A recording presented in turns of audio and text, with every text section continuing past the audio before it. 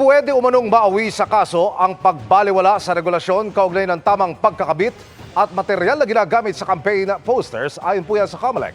May paalala rin ng komisyon kaugnay ng negative campaigning na hindi naman daw bawal maliban na lamang kung gawaing kriminal na tulad po ng libelo. Nakatutok si Sandra Aguinaldo.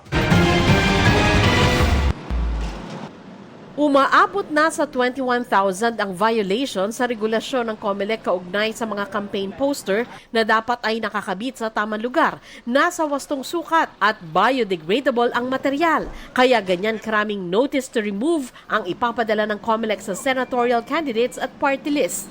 Sabi ng COMELEC, pwedeng mauwi sa kaso ang pagbaliwala sa babala nito. Nag-propose na rin ang inyong lingkod sa Commission and Bank to empower the Task Force Baklas to file the necessary disqualification and criminal cases against those who will not be complying. Sa pag-init ng kampanya, natanong ang COMELEC tungkol sa negative campaigning o yung pagsasalita ng negatibo tungkol sa ibang kandidato.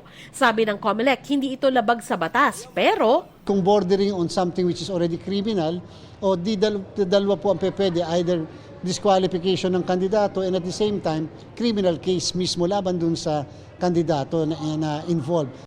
itinanggi rin ng COMELEC na nahack ito, gaya ng ipinost online ng isang grupo na nagpakita pa ng umunoy data leak ng COMELEC. Binerify na rin namin yung lahat ng mga social media pages, yung website ng COMELEC, etc. At wala po, hindi po kami na-subject sa hacking. Ganun pa man, mag-iingat daw ang komisyon sa mga hacker lalo't bubuksan sa publiko ang kanilang precinct finder 2 linggo bago mag-eleksyon. Doon makikita ng lahat ng botante kung saang presinto sila boboto. Para sa GMA Integrated News, Sandra Aguinaldo, Nakatutok, 24 Oras.